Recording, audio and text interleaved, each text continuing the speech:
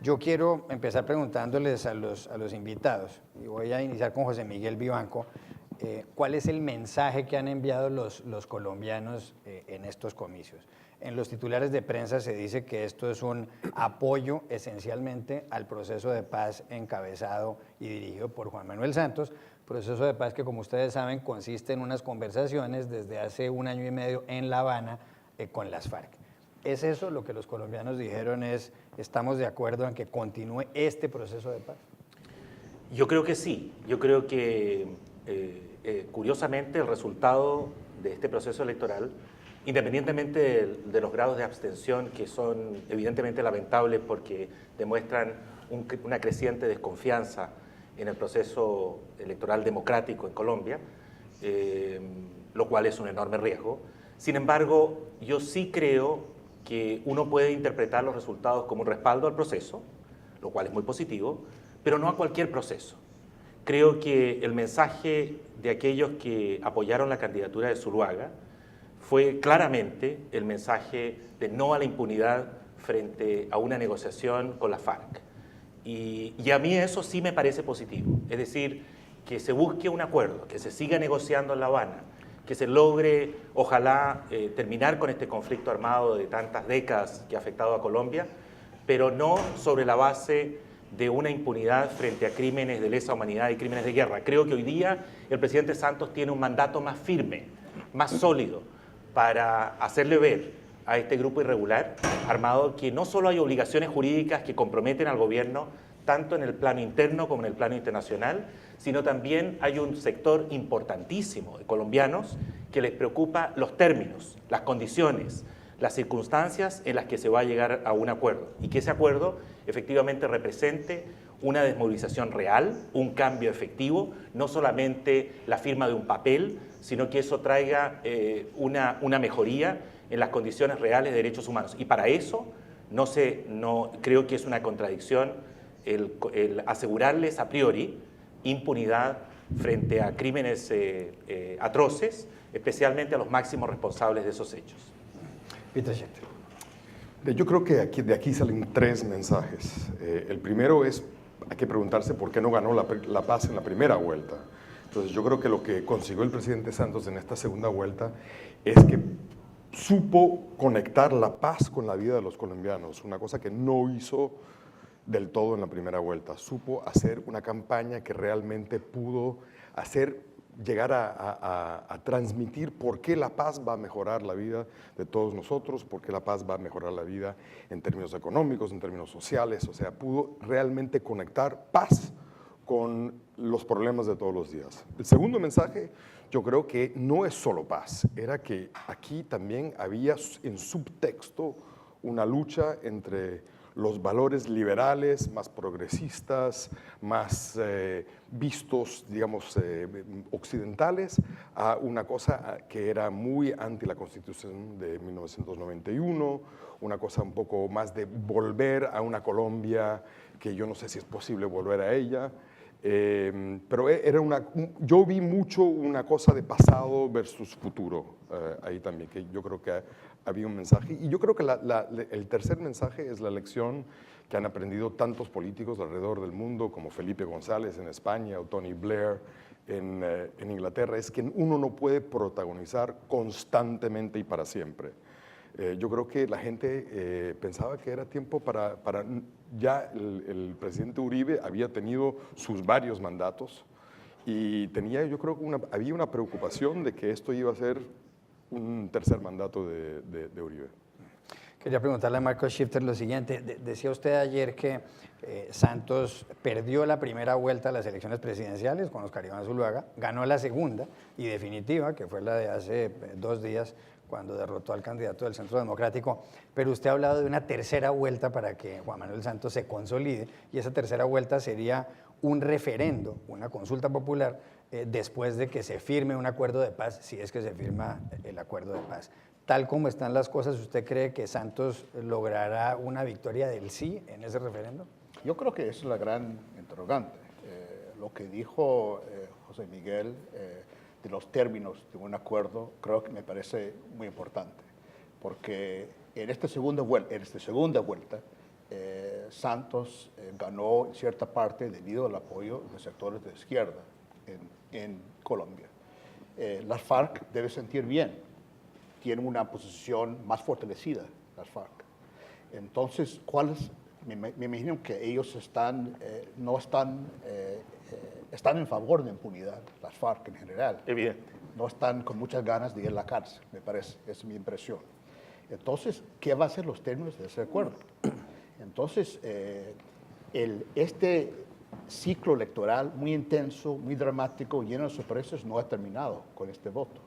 Sigue, porque el presidente Santos se ha comprometido a tener un referéndum o una consulta popular.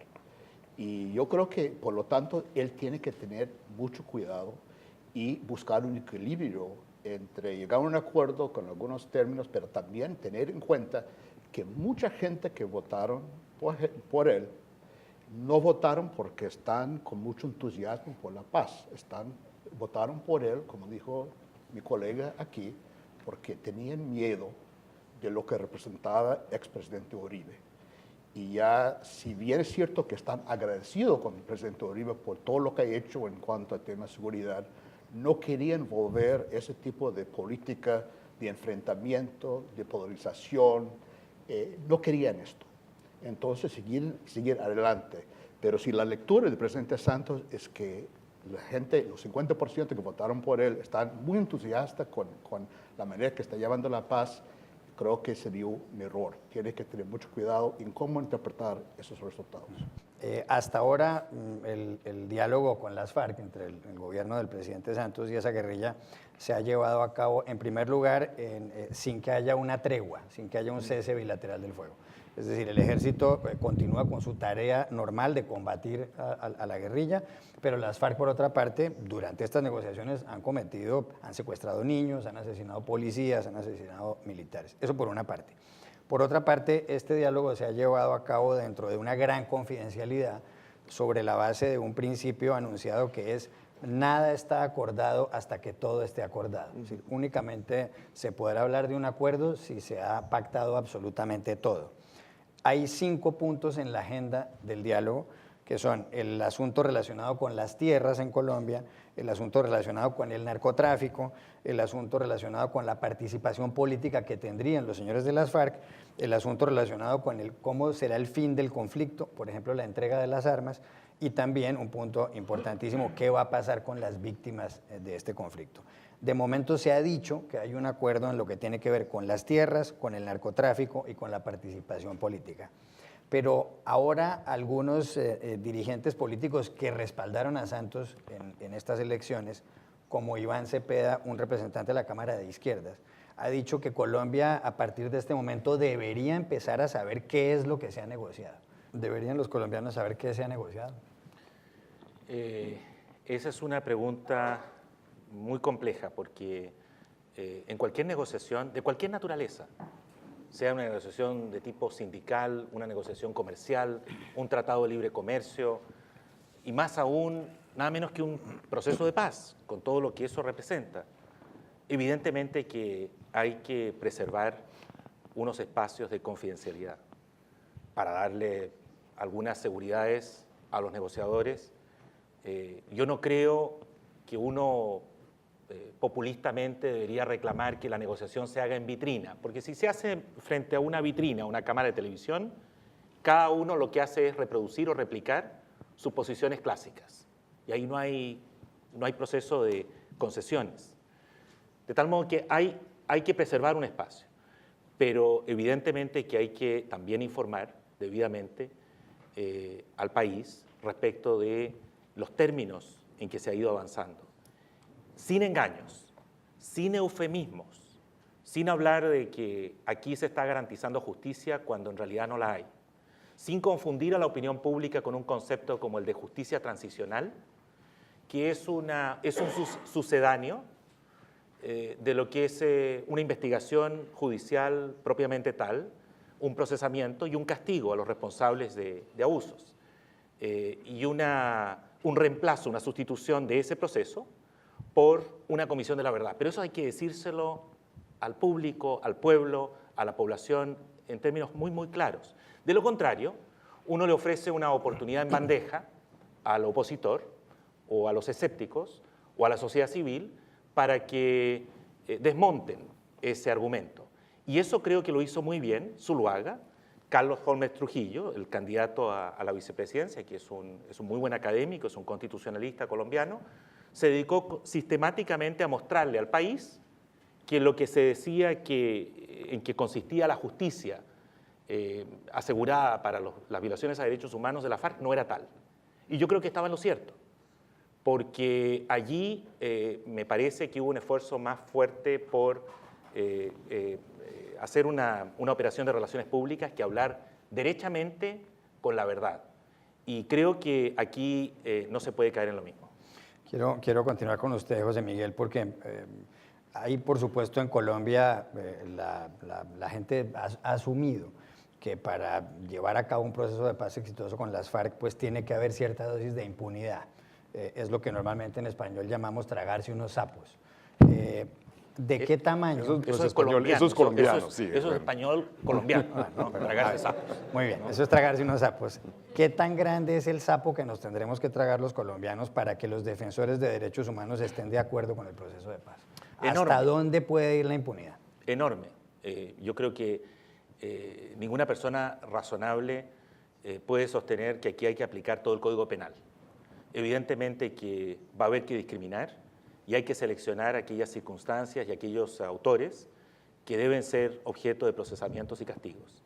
Pero no estamos en los 70s, no estamos en los 80s, en los 90s, donde a Somoza se le concedía asilo político y se distorsionaba el concepto del asilo político que está concebido para proteger a víctimas y no a dictadores. O todo el debate que se forma en los 90s con Pinochet. Hoy día la comunidad internacional ha cambiado y ha mejorado y hay compromisos jurídicos internacionales que lamentablemente si las FARC se hubiesen acercado a un acuerdo en los 70s, en los 80s, habrían sido condiciones todavía peores para las víctimas. Pero hoy, felizmente, para las víctimas, las condiciones jurídicas han cambiado y eso sugiere que hay que privar de libertad a aquellos que hayan cometido crímenes de lesa humanidad, crímenes de guerra.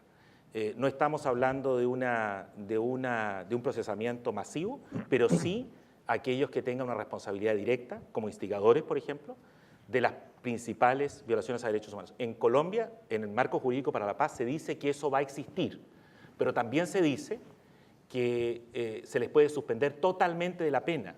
Gracias a la Corte Constitucional colombiana se hizo una modificación al respecto, pero eso está por verse. ¿En qué va a consistir la pena? ¿Va a haber privación de la libertad? ¿O van a estar en algunas granjas disfrutando de sus bienes, haciendo una vida como cualquier otro ciudadano?